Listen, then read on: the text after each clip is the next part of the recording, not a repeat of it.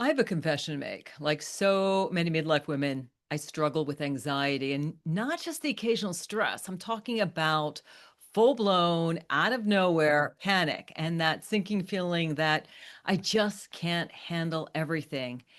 If this sounds like you, you're not alone, you're not broken. And in this video, I'm going to tell you exactly what's going on in your brain and your body and how to calm it down fast so you can actually live the life you're dreaming of. Hey, I'm Dr. Ellen, the Midlife Whisperer. I help midlife women find the energy, confidence, and clarity to make their next chapter their best chapter. So make sure to like and subscribe if you're navigating midlife with its big dreams, big emotions, and lots of questions. And drop a comment below if this sounds familiar, because I promise you, you're not alone. So this morning, I mapped out the next 18 months. I want to come out with a book called Dragonflying in January of 2027. And I mapped out everything I need to do to make this a reality. And while I'm super excited about this whole idea of dragonflying, which is about helping you and other midlife women glow up and become lit up and free, I was just overwhelmed by everything that was going on. And I kind of like froze. And then I started to use my tools and try to understand what's happening. And so here is what happens to you when you start to have these big ideas, big dreams, whether that is transforming your health and your body, finding a new partner, writing a book, or starting a new career, a new chapter. You get this big dream. And then what happens is your amygdala, the primitive part in the back of your brain, starts to get fired up. It's called amygdala flooding. And the amygdala is your brain's smoke detector. When it senses a threat, it bypasses logic and floods your body with cortisol and adrenaline. And this response, is great if you're being chased by a saber-toothed tiger, but it's not so great when you're trying to launch a business, when you're trying to like go to that exercise class that you want to do, or you're trying to write a book or reinvent your life at midlife. So it's kind of like, you're not weak. Your brain is doing its job just a little too well. Our brains evolved hundreds of thousands of years ago when our environment was very, very different. So we get this anxiety coming up to freeze us in place to keep us safe when we are perfectly safe. And midlife women are particularly vulnerable to amygdala flooding. And here's why. First of all, there is life-changing overload, right? We've got empty nest on one hand, we've got parents on the other hand. Any of you out there navigating, right? Aging parents and adult kids, and relationships start to shift. So maybe, your marriage, your partnership doesn't feel as good as it used to be. There can be career pivots. The job that once lit you up no longer feels like so rewarding. And there is kind of a sense of a loss of identity. When you look at yourself in the mirror and you go, my gosh, there is more time behind me than in front of me. Who am I really? There's a lot of shifting that's going on, which brings me to the next point. After the life change overload, there's a huge hormonal shift, which actually transforms your body and your brain. So what happens during midlife, as women transition through menopause, go through perimenopause and into postmenopause, estrogen drops. Estrogen is like the chill pill, right? It calms you down. It signals the brain to like chill out, to calm down. So the amygdala can actually get louder. And if you are generating a lot of cortisol and estrogen come from the same place. So if your brain and your body, your nervous system are using all of this cortisol, there's not so much estrogen being produced when you're already perhaps having a deficit in estrogen. So there's a lot going on hormonally. You don't feel like yourself. Maybe you're not sleeping. So that hormonal shift can really change. And a woman's brain actually starts to change. You actually start to become a little bit more selfish. Again, more prone to things like anxiety, panic attacks when you are going through menopause. So it's that hormonal shift. And then the third thing after the life change overload and the hormonal shift is what I'm calling the self-deficit spiral.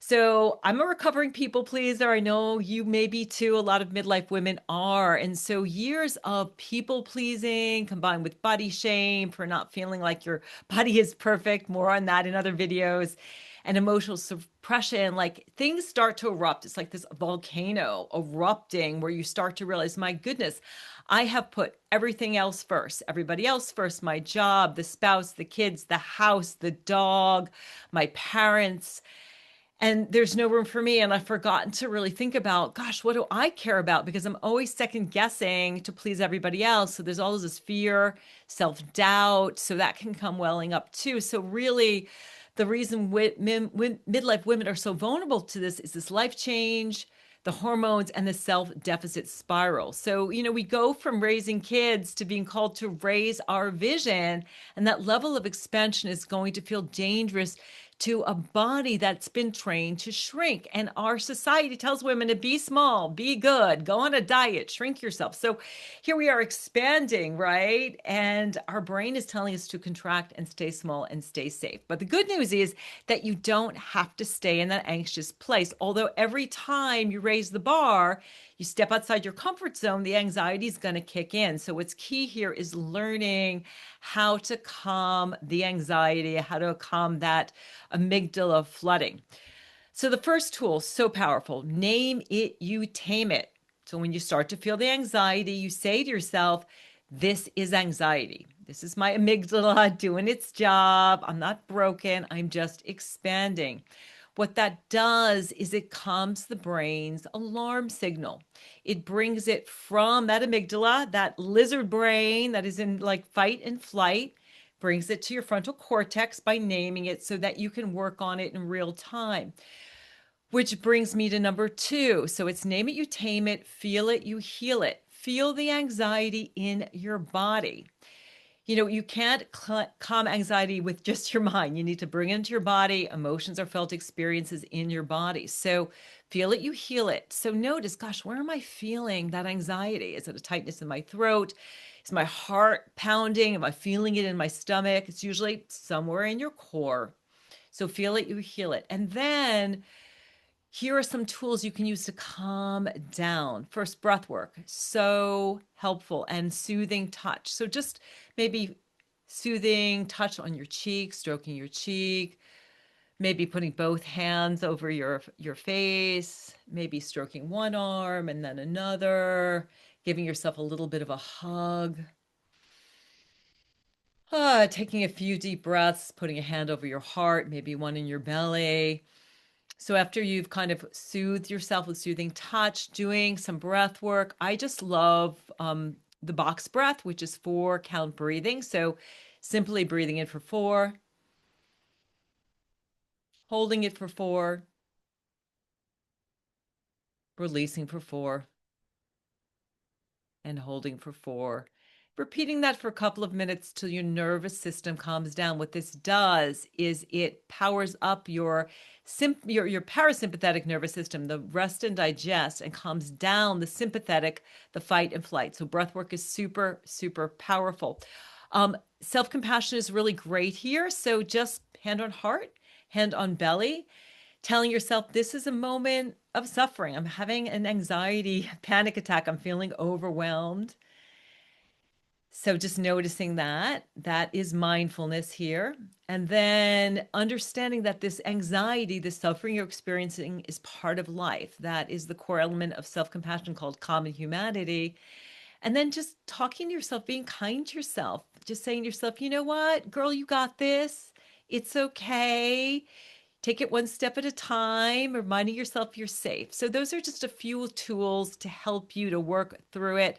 I also highly recommend that you get some support. So find some friends or a community to support you. Feel free to reach out to me. I'll put my information in the box below. If you have like big dreams, lofty things you want to do, and you feel like you get shut down every time you feel like you want to do something big and bold, reach out. I would be happy to have a conversation and discuss with you specific strategies that you can utilize to help you really make your dreams a reality. So your dreams are not too big. In fact, if you're feeling anxiety, it's a sign that you're heading in the right direction. You are challenging yourself, you're growing. Midlife is the time to level up. It is your prime time moment, but your body just needs to feel safe enough to receive your dreams. So work on these various types of practices.